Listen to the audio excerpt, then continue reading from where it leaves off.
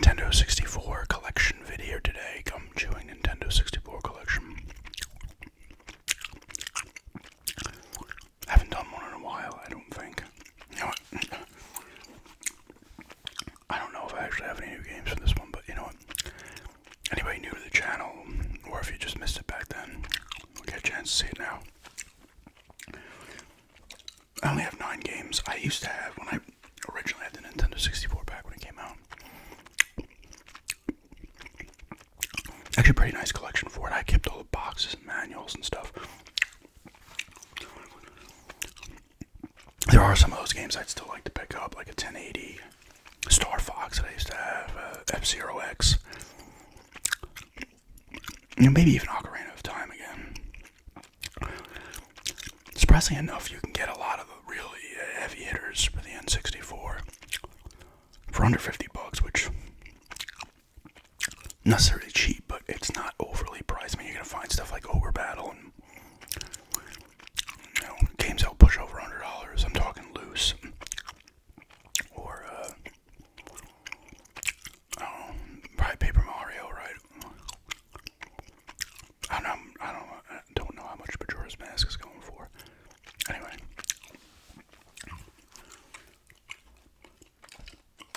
I'll point out ones that I had when I was younger as well. One of these games is the original copy, but anyway. First game here is Wetrix. Really cool puzzle game. You have you drop in kind of just tons of water. They're in these shapes, these balls are all attached.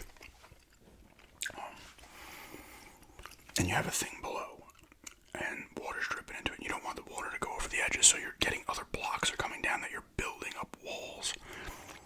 And you got to keep the water within the walls, and you can build second little lakes, they call them, inside the big thing by making other walls in smaller areas, sectioning the walls. You get more points for more lakes and stuff like that. You'll get ice cubes will fall down that will freeze stuff, which is helpful, especially if bombs come down, because bombs will blow holes into the landscape and water will rush out, and if the water all gets out, you're done. It's like a meter on the side that's going up. There's meteors that will dry the water out, which is also good. But it's a really cool puzzle game, kind of overlooked, I think. I would check it out. I believe it's on the Dreamcast as well. Definitely well worth checking out. I don't think it's overly expensive. I think I got this one for one of the Christmases, so it's probably a $20, $25 game, maybe less.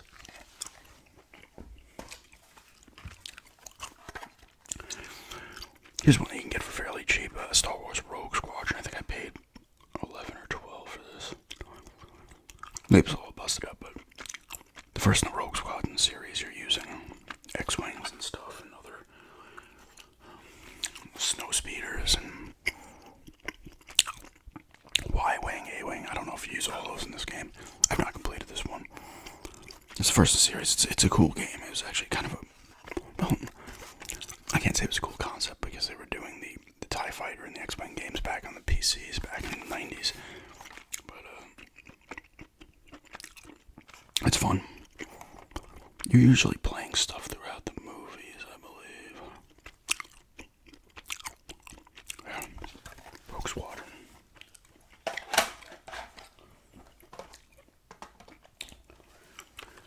Mission Impossible. I never completed this game. I used to rent this game back in the day. But I was like, you know what? I'm going to pick it up. It's fairly cheap. I think I got it for like $10 on eBay. And it's cool. It just follows that first Tom Cruise Mission Impossible movie. And it's fun. You're literally playing through the movies. I think I got up to the part where you're getting lowered through the vent and you're trying to hack into that computer or whatever, and you're like, you're on the guy's got the strings pulling you up. It literally follows the movie. You're using gadgets and stuff like that, knocking people out, stuff, disguises and all that stuff. A cheap game to pick up. It's on the PlayStation as well, and I also have the Game Boy Color version, which I have not even tried yet. Those are some of the last games I had gotten at East End Games.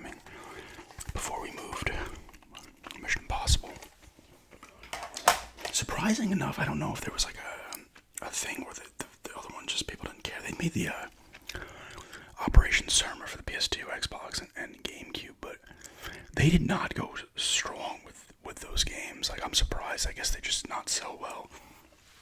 Or maybe they couldn't come to agreements, who the hell knows. Because there's no Mission Impossible 2 or 3. You know, even now, now, you would think it'd be like a Splinter Cell situation, or maybe because they were making Splinter Cells and stuff, they're like, don't bother, because those games were so well received and good that it's all of a sudden you're jumping in there. But I'm surprised they never had made another one.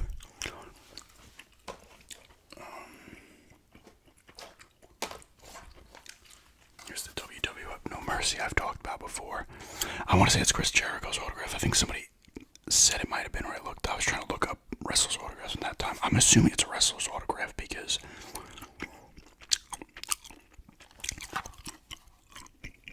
why would you have a copy of No Mercy with somebody else's autograph on it that isn't a wrestler? This is when I got the G-Sale, when I got the boxing manuals for Paper Mario and Ogre Battle, and some other manuals, and this was $10 for all that stuff, and this is normally a $30 game on its own. But then I saw, and when I went to go considering listing it, I was like, why are there expensive ones? You're not gonna be able to see, but it has the little USA-1. So I guess this game had some kind of flaw with the save system for some people, and they'd have to send it back to THQ, and they would send them new copies of the game, and those copies would have the USA-1 on it, and all of a sudden those are rare and expensive. Just because it's selling for $350 doesn't mean people are going to buy the damn thing, so, it does have an autograph on it as well. It's a wrestling game. It has the look of like the WCW games and the other N64, WrestleMania 2000. I think there was one or two more, and then the WCW, NWO, and WCW, NWO Revenge. Fun games, though, very accessible and arcade-like and stuff like that.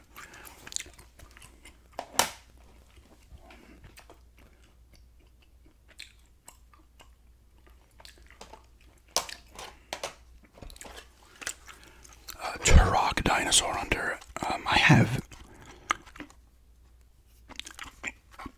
good memories of this game, but not. I think I've talked about this in the past. I was playing this game. I started playing this game. I'd gotten it maybe like right before I started to really get bad panic attacks and stuff, and a lot of heavy anxiety. Like, I had it before that. This is 12th grade. February 97.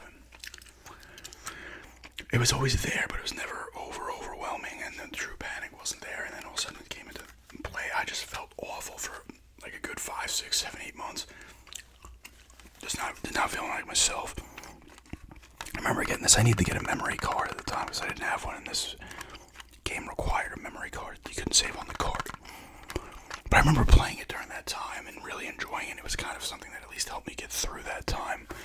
There's some other games as well, but I do remember this one specifically because it, I think I might have literally first started playing it and I was fine, and then something turned and happened, an event or whatever, a mental event, and things started going downhill for a time. It never goes away completely, but back then it was like so overwhelming. But it's a fun game. I never played the second or third ones, obviously. Or not obviously, but I never played those two, and they're not expensive, so I might pick those up at a point. I remember playing a ton of this stuff. Very open shooter as well. The areas you're in were fairly big and stuff. Just, I don't know, it was a cool game. Like I said, I have those specific memories of it, which adds to it.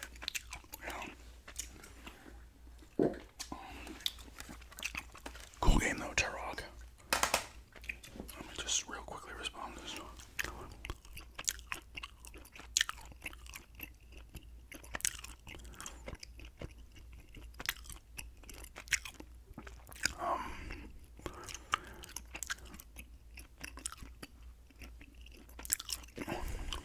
Next is 007 The World Is Not Enough. This is made by EA. This was not made by Rare. Rare did GoldenEye, and then they put this one out. There was no Tomorrow. Actually, no, there was a Tomorrow Never Dies. It was on the PlayStation. It was not on the Nintendo 64. I played some of this pretty cool shooter, honestly, from what I played of it. Once again, it's following the movie. I played the first like level or two. Also, I was kind of digging it. I think there's also a PlayStation version of this, PS1, but it's not nearly as good, apparently, as this one.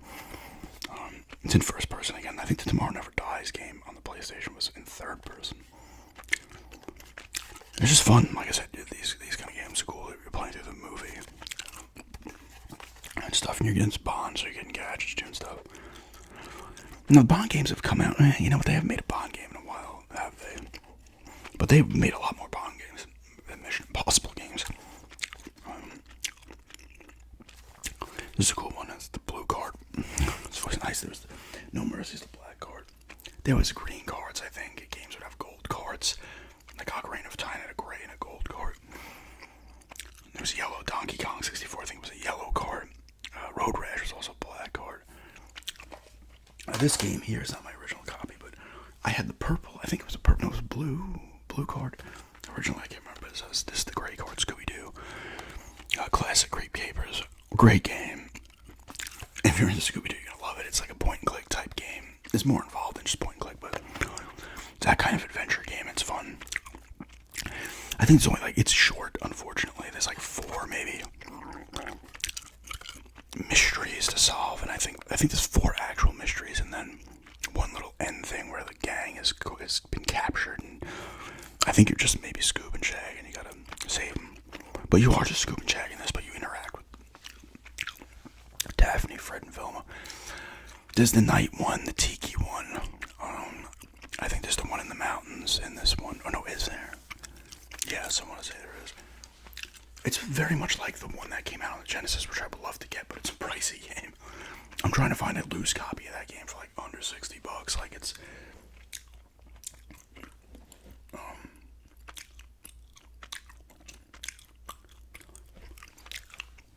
it's cool though. It's fun. If you're into Scooby, you'll like it. If you're into those kind of old school adventure games, you're gonna like it as well. You're collecting items to do what you have to do, and you're avoiding the enemies like the Black Knight and stuff, and the Snow Beast or whatever it was in the one. And you're just avoiding them. You gotta hide and stuff, and then do other stuff, and you're getting food at points as well. Scooby snacks, whatever. Really cool game. Also another one that's not overly expensive.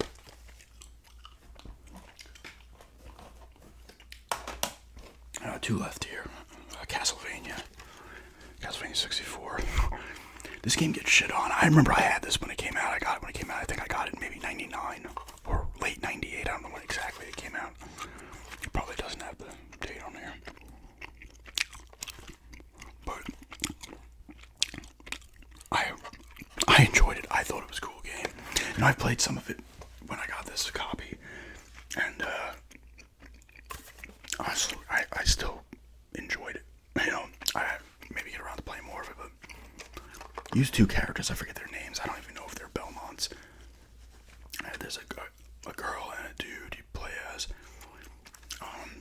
And you start off like outside the castle, and you get in the castle, and you're doing stuff. You're going through the castle doing shit and stuff like that. It's not. They made another one. I can't remember what it's called. It's a pricey game actually, and I think you turn into a werewolf in that one. I can't remember what it's called. Legacy of Darkness or some shit. This game did get shit on, but I thought it was pretty good. People like the second one better, the other one better, but that also kind of got shit on. It's not as good as it's not as good as Element of Innocence or anything like that. But I thought it was a solid first entry into the. There was a loud motorcycles.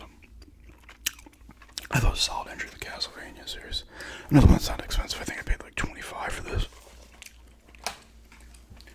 And of course, the last one. Gotta end it with the classic, right? Indiana Jones and the Infernal Machine. Property of Blockbuster Video. I've talked about that a million times.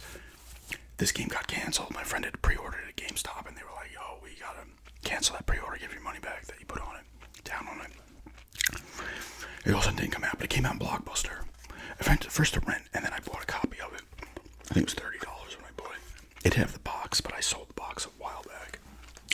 I was selling, I still had my Star Fox 64 box. I still had, I still had my Turok box. 1080, I think I had.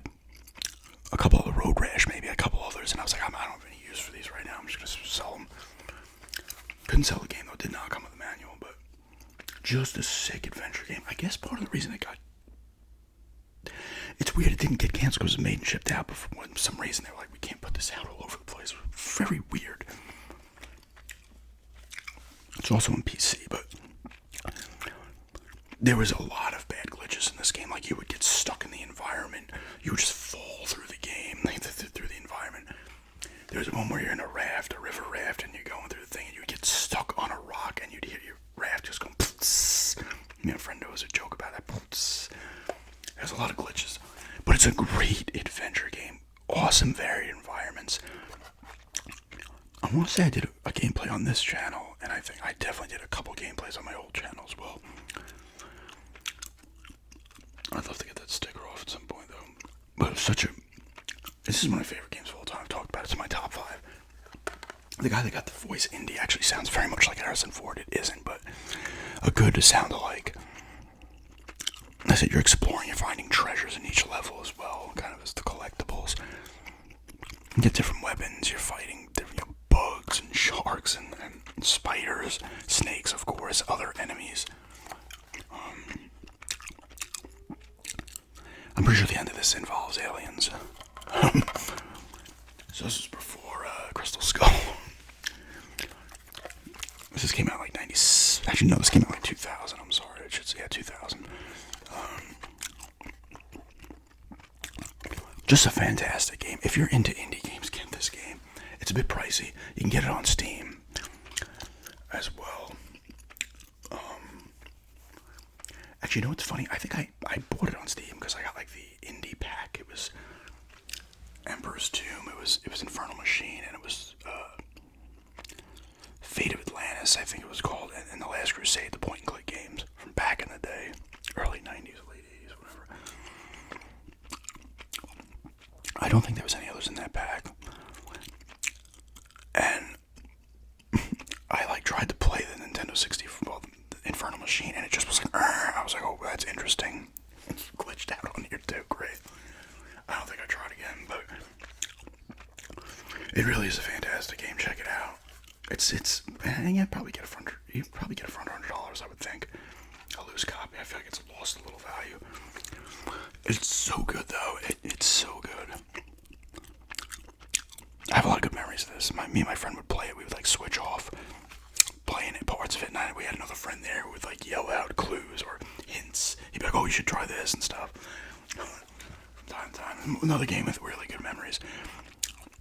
There was one time we were playing this game for a while because overall this is kind of probably a little bit lengthier of a game, but we weren't accessing the internet back then. There wasn't facts to find on there. We didn't have a strategy guide.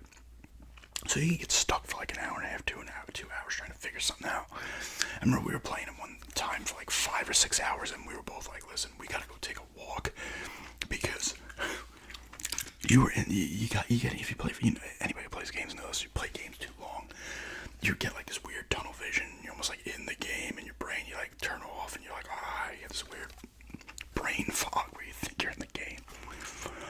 But Indiana Jones and the Infernal Machine, incredible game. It's a top 5 game, my personal top 5 game.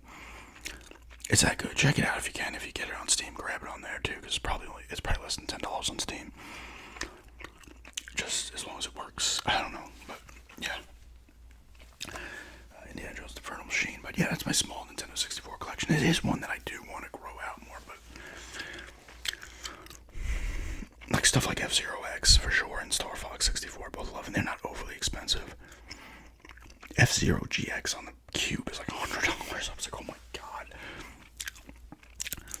There's some other stuff like Ocarina of Time I wouldn't mind. Super Mario 64, while a great game, I don't necessarily need to have it. I do have the DS version, but it's not one I necessarily need. 1080 perhaps, Wave Race 64, and maybe those other Turok. So there's not a ton of games. I could probably think of 15 games that I'd be really interested in getting. But anyway, that's just my Nintendo 64 collection. Thanks for checking this out, and have a good day.